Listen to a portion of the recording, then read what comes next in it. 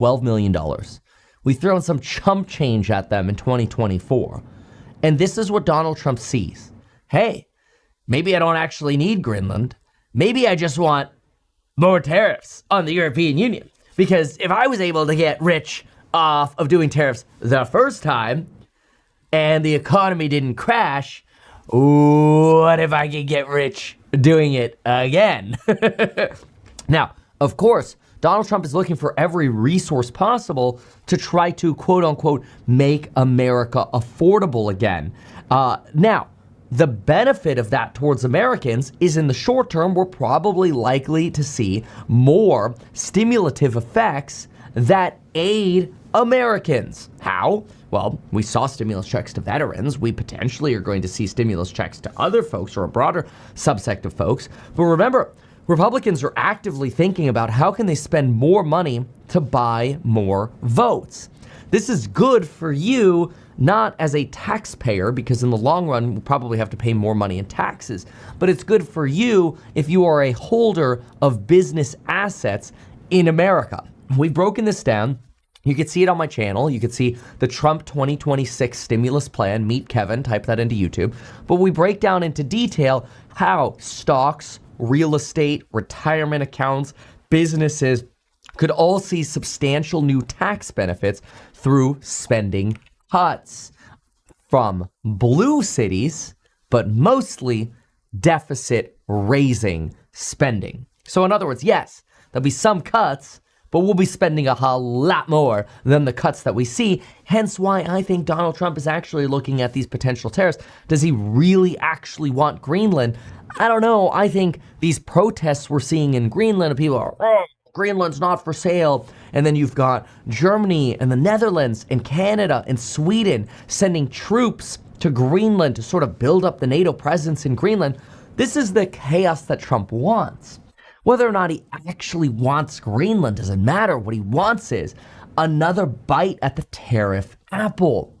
And even if he ends up saying, well, I guess I didn't get full and complete control of Greenland, but I was able to lease a portion of it. But because I didn't get full and complete control, instead of 15% tariff, we're raising tariffs on everybody by 5%. Now I got leased control, I got what I wanted, and I got some more tariffs. Wouldn't put it past Trump. Trump isn't really, in my opinion, trying to get this full 25% tariff set or complete control of Greenland. His actual ambitions are way lower than that. He just wants a little bit more here and there that he can then brand as a win. Now, whether or not that will be a win in the long term, well, that is going to be debated. Generally, tariffs are not a long-term win. They're a short-term win. But is there something in Greenland that we could all actually benefit from? I mean, after all, there are rumors that Trump is willing to buy his way in, giving as much as $100,000 to Greenlanders just to essentially vote for Donald Trump taking over Greenland. Payments of $10,000 to $100,000 per person and cost about $5.7 billion, which for Donald Trump's spending account is frankly a rounding error. But now, why does Donald Trump want Greenland? Let's try to keep this simple because a lot of people have talked about this before, and then let's get to the impact here.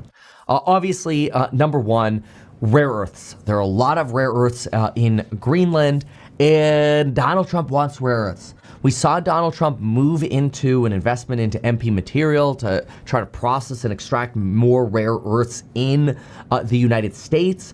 But Greenland is considered to not only have graphite and other rare earths that are plentiful around the coast of Greenland, but it also has a lot of oil that might be a whole lot easier to extract than what we would have to do in the tar sands of Venezuela.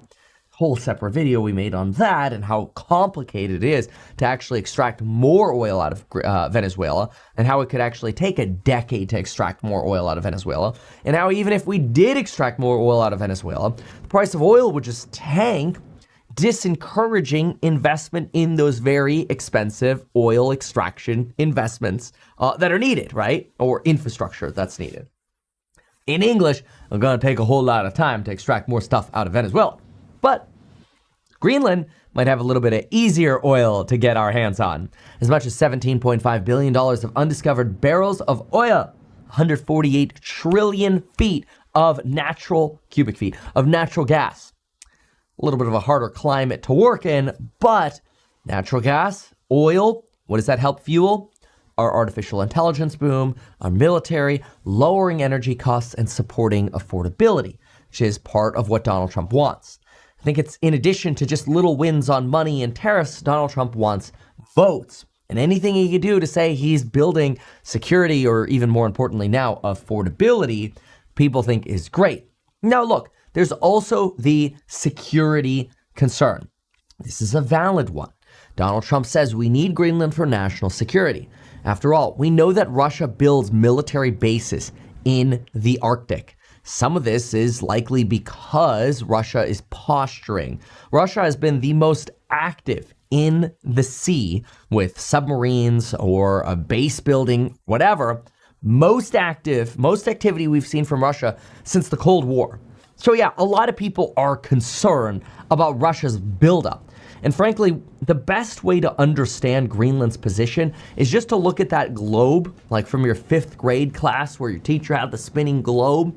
Look at it from the top, where the little axes sit. You look at the very top, and this is kind of what you see. There's Greenland, there's North America, here's Canada, which, Canada's got some access over here as well. That's why some Canadians are like, oh no, we're next. Here you've got Alaska and the Bering Strait, but take a look at this. Greenland, nicely positioned where these red arrows are. Now, what do we got over here? Well, a lot of people call this the Polar Silk Road. In other words, how China can get supplies from one end of China to Russia in a fraction of the time that it would take to go down to Africa. Some say it's as much as 35% faster, especially in summer months, where you don't have to go through an icebreak as much. Though both Russia and China are investing a lot of money into icebreakers to try to get movements here year-round. Russia's also been plowing money into increased submarine patrols, and Beijing also already has mining projects in Greenland. So when you look at this from a trade and geopolitical issue, Russia and China like this trading route. They like the Arctic route. And let's be clear, these are some major superpowers in the world that aren't exactly friendly to the United States. China and Russia would prefer to be friends with Iran, North Korea, and the dictatorship of Venezuela, and even the drug lord of Rodriguez, who is now running the country. They'd prefer to be friends with them and the Cubans than Americans, because we stand diametrically opposed on a lot of our positioning. Again, and unfortunately, this is where more tariffs just makes the United States look weak from a friend point of view, allowing China to be this beneficiary in the background going, oh, well, no tariffs if you trade with us. We'll be your friend. We'll go move more Chinese vehicles into Europe or help you export those from Europe to South America. Now, there's also a lot of talk about how the Chinese and Russians could use hypersonic missiles against the United States, and Greenland would be a great place to throw the Golden Dome missile defense system, which Donald Trump wants to raise another $175 billion of debt for. So yes, more deficit spending. Just like the whole mortgage buy-down thing that's causing the mortgage market to skyrocket. A lot of us in the Alpha Report are absolutely freaking loving this right now because we've gotten a lot of exposure to mortgage companies. Still building that exposure as well because we know volatility exists in the mortgage market. If you're not a member of that yet, make sure you use the birthday coupon code at meetkevin.com. That play is still going to play out for a while. But all that money Trump is raising to buy mortgage-backed securities, it's just debt, which is exactly what the $175 billion Golden Dome missile defense system is. More debt. So yeah, our debt's not going down anytime soon. In fact, that's just the nature of politician. They should just, when you type politician into, frankly, the dictionary, it should just say spends money and raises debt. That's just what the definition should be. But anyway, something else, what we've got to understand, of course, is the bottom line out of all of this. The big concern that people have that I think is fair to be concerned about, but a little bit overblown, is this idea that NATO is going to collapse because a hostile takeover of Greenland could potentially trigger Article 5, the mutual defense section of the NATO defense agreements. A collapse of NATO would be cheered by Russia. Russia would absolutely love it if NATO collapsed, and frankly, so would China. Again, this is also why it's problematic that we're seeing political groups like the AfD in Germany, the right wing of Germany, well, like 20% is what they represent population-wise, pushing towards, frankly, more ties with China than the United States because they feel like they can't trust the U.S. anymore because of all this tariff drama. And so, in part, they turn to trusting China more, which, again, short-term, fine, who cares? We're strong enough. Long-term, probably problematic. So what is Donald Trump's grand plan, and what does it mean for our money? Donald Trump's grand plan, in my opinion, is imperialistic domination of the Western Hemisphere. People are now calling it the Don Roe Doctrine, kind of like 1823's Monroe Doctrine, which was really not utilized until World War I because we didn't really have a standing army. The White House got burned down just a few years before that. And so, you got some problems with enforcing a Monroe Doctrine when you don't have an army. And the whole idea was that we wanted to keep foreigners away from colonizing the Western Hemisphere so we could maintain our dominance in the Western Hemisphere. That's our hegemony, so to speak. Well, by World War I, we did have a strong army and a strong economy to support a war economy, and hence us becoming essentially a global superpower, not just in World War I, World War II, Cold War, but on from there. We're the largest economy in the world by almost a factor of 2. It's very impressive. So, do I think that Donald Trump is going to collapse NATO in his expansion here? No. I understand that as a fear, but I think Donald Trump is looking for small wins while he's trying to brand big wins because that's his way of negotiating. It's kind of like a person going into a lawsuit going, I know I want 75K, but if I say I want 75K, they're going to offer me 10. So you go in and go, I'm suing you until I get $5 million. And then the other side is like, bro, like, can we give you 100K to just go away? I'm going to need more than that. I'll need promises. And you make some promises. You give him 100K. And it's like, I only wanted 75. I got 100 and I got some promises. This was great. It's just Donald Trump's style of negotiating, right? Unfortunately, this does create some uncertainties in markets, though I don't think we're going to see major dips in markets, more like minor dips, because everybody's kind of used to this now. Like, the taco thing, right? Trump always chickens out on this kind of stuff. He's trying to counter that, hence Operation Midnight Hammer in Iran. But, he did say help is on the way to Iran this cycle, and I don't know, maybe it still is. Maybe it's just taking a while for the aircraft carrier to get there. It's possible. But, I think broadly, Donald Trump here is looking for small wins. Our enemies will cozy up to our friends, which is bad. The long-term impact of tariffs suck. In the short term, is this a really big issue? Not really. It's probably a buy the dip as long as the labor market keeps holding up.